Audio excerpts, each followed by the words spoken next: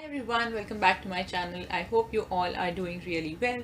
Now before diving into today's video, I just want to thank all of you who have been subscribing to my channel because very recently my channel crossed 500 subscribers, which is great because I'm really happy there are 500 or 500 plus people who want to listen to me go on and on and on and on about books. Actually, that was my basic purpose of starting this channel because in real life I don't have a lot of people around me who would want to talk to me so much about books. Like, I'm not surrounded by a lot of book lovers, right? So I wanted a space where I could just speak about my immense love for words and books and writing and everything, and that's why I started this channel. And now I can finally see it growing into a little community. 500 is a milestone for me, and I'm really happy I achieved it, and it is all because of you who have been subscribing, so thanks a lot. And if you have not subscribed to me yet, make sure you do that right now. Click on that subscribe button because I make lots of bookish content, and I hope I'll be making even more now because I'm really motivated after hitting 500. So yeah, make sure you subscribe right now. Some of you people request me to make certain videos sometimes in my YouTube comments, and a lot of you actually DM me as well. So a lot of you actually ask me about what are my top 10 favorite books, top 5 favorite books. I get such requests all the time, and I thought that why not do a video for it. Today I'll be telling you my top 5 books, not in any particular order, not from any particular genre or anything, just 5 books that I completely enjoyed reading, and that's why I think other book lovers will enjoy them too. So yeah, now I would like to start off with Lone Fox Dancing by Ruskin Bond. I also did a complete review on it. If you want to check, all my complete reviews will be here in the cards and in the description, so do that. If you don't know, I love Ruskin Bond. He's such a down-to-earth person. He's so famous, he's such a great writer, but he's very, very humble, and that translates in his writings, and that's one of the best things that I love about him. And another thing that I love about him is the way he writes about nature, and honestly, I have felt this within myself. After reading Ruskin Bond's books, I have become a nature lover. Like, I wasn't like obsessed with nature, but now I can slowly see myself growing into a really nature obsessed person. So yeah, that's one thing why I love Ruskin Bond. Another thing is that I have not seen any writer with a more easygoing writing style than Mr. Bond. His it actually feels like he's sitting with you and he's telling you the story.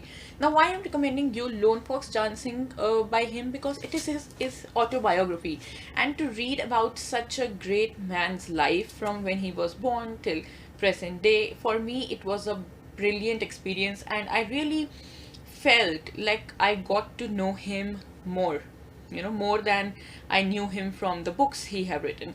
So, and I think that's exactly the purpose of an autobiography. And again, he has spent a lot of his time in the laps of nature. Even now he lives in the hills, and it's just beautiful. Beautiful is the word that I can use to describe him. And another thing is that his language is very easy. So even if you are someone who doesn't read a lot, you don't like to read difficult books, you are not into a rich Shashi Tharoor kind of vocabulary, you can still go for it.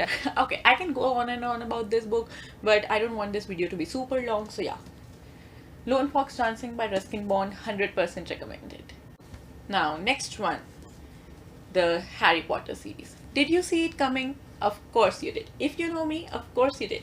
So if you don't know, I am a big Potterhead, and I try to control myself even on social media in posting a lot about Harry Potter, because I just feel that people get bored. I never do. So why I recommend Harry Potter to everyone is, and why it's in my top reads. First of all, the story is great. But the biggest reason for me is just that I just can't get my head around the fact that someone could actually imagine or form such a vivid universe in their mind. So, like, so many tiny details that J.K. Rowling has included in the books, and then there's a lot that she tells through Twitter and Pottermore and stuff like that.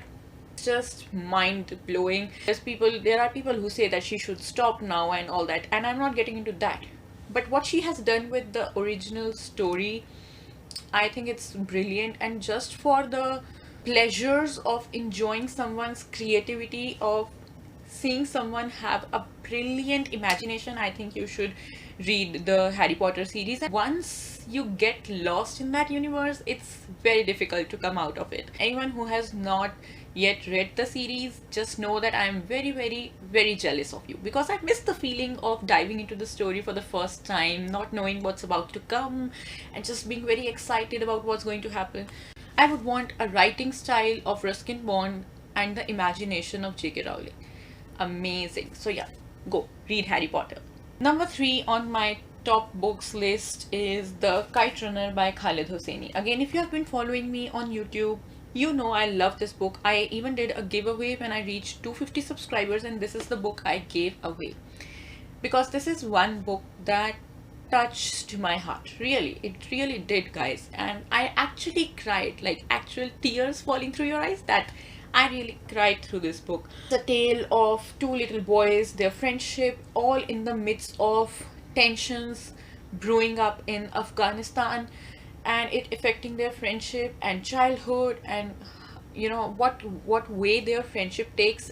And the two boys are Amir and Hassan, and the character of Hassan, my goodness, it's written with brilliance, and it makes you believe in the goodness of humankind. I know it's all fiction, but it still does it.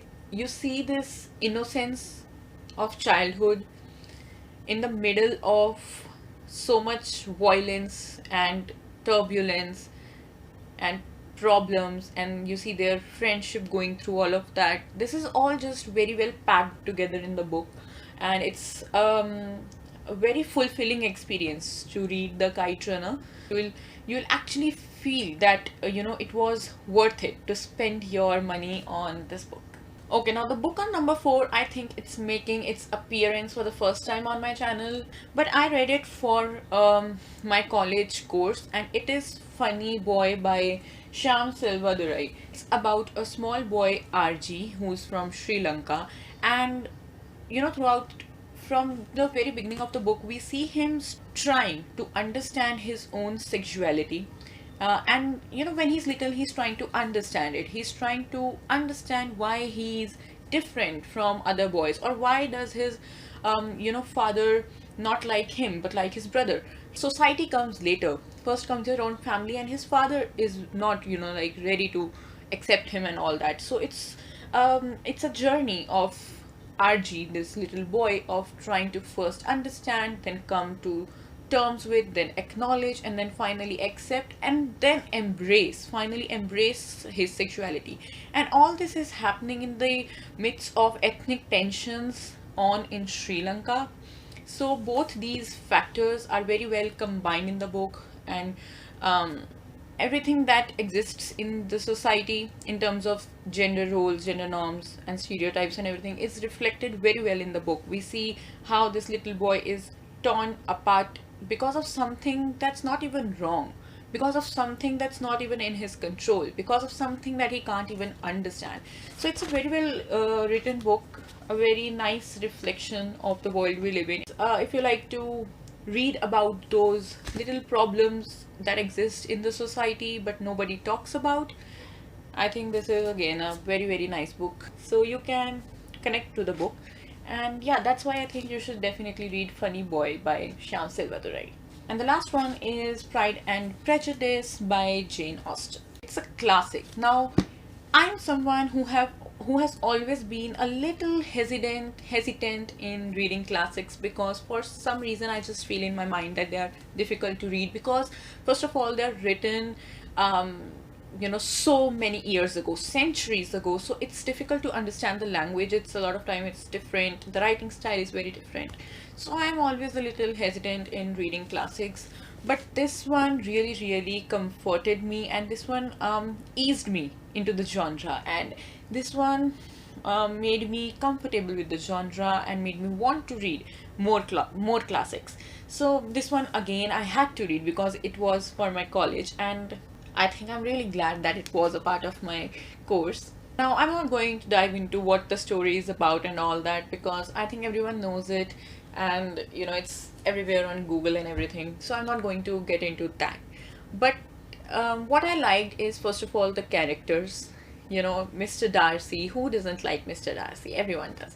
So Mr. Darcy, Elizabeth, and Wickham, and then Mr. Collins. I like Mr. Collins' character. Don't get me wrong. I'm not someone who would prefer being with such a person in real life, but just the way the character is written, he's so humorous. Like, he adds a lot of comedy into the book.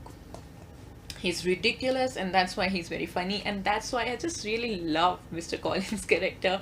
He adds a lot of fun to the book. So yeah, I really love the characters, and I love the conversations. They are so sassy, and yeah, just very, very sassy. And you get to know a lot about 18th, 19th century Britain, with the kind of gender norms and the gender politics that existed during that time. So it has a lot of that sassy, savage kind of vibe. Are you getting me? I hope you're getting me. So that's why I absolutely love Pride and Prejudice. I loved it so much that for a while I was completely obsessed with it, and I was just obsessively looking over Pride and Prejudice memes on Instagram, and just hoping that, oh my god, I wish I had someone I could share these memes with, someone who had read Pride and Prejudice. But of course, as I said in the beginning of the video, I don't have a lot of people I know in real life who would want to listen to all that, or who would even understand those memes or relate to those memes. So I kind of spammed you guys on Instagram. And those of you who follow me on Instagram, I hope you don't mind. Yeah, that happens to me when I get obsessed with a book. So definitely, if you are like me, who is, not comfortable with classics, who think classics are boring, trust me, give Pride and Prejudice a try, and do not go for the abridged version. Please try not to. So please trust me and go get yourself a copy of Pride and Prejudice. Yeah, so these were the top 5 books for today that I want to recommend to you all. I genuinely 100% enjoyed reading all of these books, and I think if you are a book lover, always on the hunt for good books that will be worthwhile, just give these a try. I'm sure you will love them. If you enjoyed this video, please do not forget to hit the like button, the subscribe button, and also the notifications bell, because whenever I'll be posting, you will be the first one to be notified. You know the drill. Go do that. Like, subscribe, comment, share, do all of that. And if you want to, you can also follow me on Instagram. My Instagram handle will be on the screen and in the description box below. So make sure you go and do that. I will see you with my next video. Bye.